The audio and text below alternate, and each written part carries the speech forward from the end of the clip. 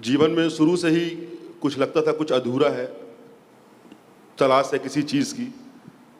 मैं यहाँ तक पहुँचा, ये पता नहीं, ये कहते हैं 7 जन्मों में अगर मोक्ष मिलता है, शायद ये 7वां जन्म है।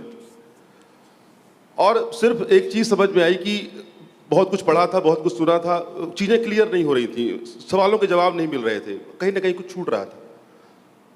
इस शिविर के बाद में सारी चीज़ें क्लियर हो गई, सब कुछ समझ में आ रहा है कि चीज़ है क्या, कहाँ क्या मिस हो रहा था, क्या छूट रहा था। सब प्रकृति चल रही है, सिस्टम सब, ईश्वर सबको चला रहा है, सब वही है, लेकिन हम उसको समझ नहीं पाते, वो हमें दिखता नहीं है। इसका आभास हुआ और इतना परम आनंद की अनुभूति हो रही है और सारी चीज़ें मिट गई, सारे पर्दे हट गए, सब विलीन हो गया, सब कुछ क्लियर हो गया। जीवन में मतलब एकदम सारी चीज़ें क्लियर हो गई, कुछ नहीं बचा, कुछ नहीं छुपा। और मेरे जीवन का उद्देश्य है कि मुझे जो मिला है, मैं जब तक ये जीवन है, जितना मुझसे हो सकेगा और जितने लोगों को ये ज्ञान मिल पाए, जितने लोगों को ये ज्ञान मिल पाए, इसके लिए पूरा जीवन कुर्बान है। और सबको मिले, पूरा विश्व में ये फैले, क्योंकि अगर ये ज्ञान सबको मिल गया तो जिस दुनिया की सारी समस्याएं खत्म हो जाएंगी, अलग जीवन होगा, अलग लोग होंगे। धन्यवाद सर श्री, धन्यवाद। मैं प्रणाम। मैं आपसे निवेदन कर रहा हूँ कि मेरी लाइफ ने अब यू टर्न लिया है। उसका प्रत्यक्ष प्रमाण मेरी पत्नी यहाँ पर बैठी हुई है, वो बता सकती है, क्योंकि पिछले 2 महीनों में उसने ये कहा है कि पिछले 27 वर्षों में मैंने जो में चेंज नहीं देखा, वो अभी 2 महीनों में मैं देख रही हूँ। बचपन से मुझे ध्यान मेडिटेशन का अट्रैक्शन था। ध्यान की बहुत सारी ट्रिक्स मैंने करके देखी, किताबें पढ़ के, बहुत कुछ प्रयोग करके देखे मैंने। पॉजिटिव एटीट्यूड के थे तो मैं सक्सेस होता था, अगर कुछ निगेटिव हुआ तो मुझे रात रात नींद नहीं आती थी, भूख नहीं लगती थी, परेशान हो जाता था। फिर कुछ किया, कुछ छोड़ दिया, कुछ किया, कुछ छोड़ दिया, बहुत सारे करके छोड़ दिए मैंने, लेकिन कोई गाइडेंस करने वाला नहीं था। मेरा अच्छा दोस्त है, वो यहाँ भी शिविर कर चुका है, वो बोला तू बहुत डेंजर जोन से गुजर रहा है, तो एक काम कर, वो शिविर कर ले। तो मैंने निशब्द संवाद, 111 सवाल, संपूर्ण ध्यान, विचार नियम, ये एक किताबें मैं पढ़ चुका था। यहाँ आने के बाद आपके सब प्रवचन सुने, मैंने काफ़ी किताबें पढ़ी, काफ़ी प्रयोग किए, अजीब गोरे प्रयोग, लेकिन यहाँ सब जो प्रवचन सुने मैंने, तो सब प्रवचन मेरी तैयारी कर लेने वाले थे। मुझको क्या करना है, क्या बदलना है, मन क्या है, मनों पे नियंत्रण कैसा करना है, वो सब आपके प्रवचन में से मेरी तैयारी बन गई। तैयारी बनने के बाद ध्यान धीरे धीरे से हो गया। मैंने पहली बार ध्यान की बात शांति का अनुभव किया। Happy thoughts, thanks. मैं यहाँ मेरे एक दोस्त है, उनके रिकमेंडेशन से यहाँ आया मैं। तो उनके घर का एक प्रॉब्लम था कि उनका जो बेटा था वो 12वीं फेल हुआ था और उसके भविष्य के बारे में बहुत चिंता थी उनको। और पहले वो हमेशा उनके माता पिता को बोलता था, ये तुम जो भगवान का जो कर रहे हो उसके ऊपर मेरा भरोसा नहीं। मंदिर में जाता था तो मंदिर में वो उसको बहुत गुस्सा आता था, वो खुद मंदिर के बाहर खड़ा रह के पिताजी और माताजी को अंदर भेजता था। तो ऐसा उसका बर्ताव उसके माता पिता के साथ था और 12वीं भी फेल हो गया था वो। तो उसके भविष्य के बारे में वो माता पिता की बहुत चिंता थी, तो उन्होंने ये महाआसमानी शिविर को उसको भेजा।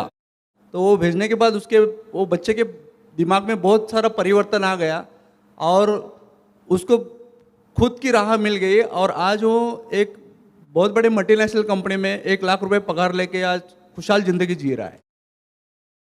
मैं एक इंजीनियरिंग स्टूडेंट हूँ, मैं कर्नाटक से हूँ और मुझे ऐसा लगता था कि पहले मैं एक IAS ऑफिसर बनना चाहती हूँ और इतने लोगों की मदद करना चाहती हूँ। तो कुछ कारण के वजह से मेरे थोड़े बहुत फेलियर्स हो जाते थे। एज ए स्टूडेंट मुझे अगर एग्ज़ाम्स में अच्छे नहीं मार्क्स आए तो मुझे लगता था कि सब कुछ अभी चला गया।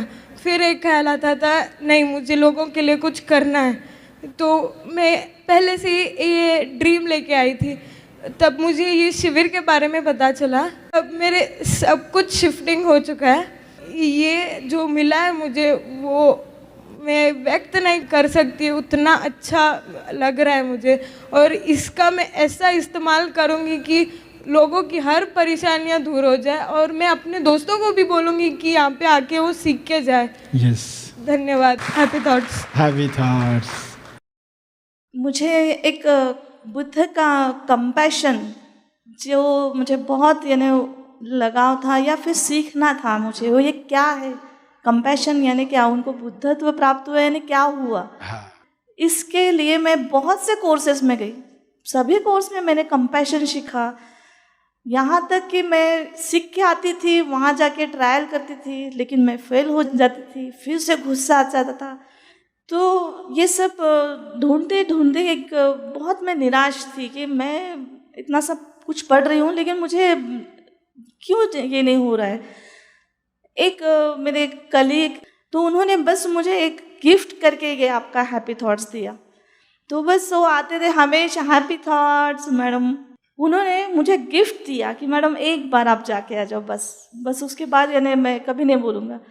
और सही में कंपैशन आज मुझे मिल गया, सही में थैंक यू।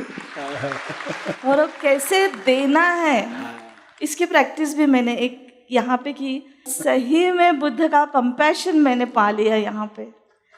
हैप्पी थॉट्स, कई सालों से 2 सवाल थे मेरे कि मैं कौन हूँ, हु एम आई, और भगवान ने ये पूरा दुनिया क्यों बनाया, इतना सब जंजाल पूरा क्यों बनाया। तो ऑलमोस्ट 15-16 ईयर्स से ये सवाल है।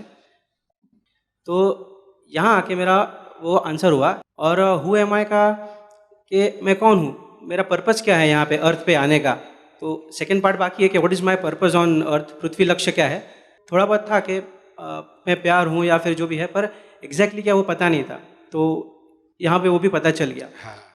संभव शब्द तुरंत हम कैसे अपनी थिंकिंग में डालें, असंभव शब्द को बाजू में रखें। कि कहीं तो हमने असंभव शब्द को इतना एंटरटेन किया है कि थोड़ा भी काम अलग तरह का है तो ये नहीं हो सकता है, रूटीन से थोड़ा भी कुछ अलग है तुरंत आता नहीं, ये नहीं होता है, ये पॉसिबल नहीं है।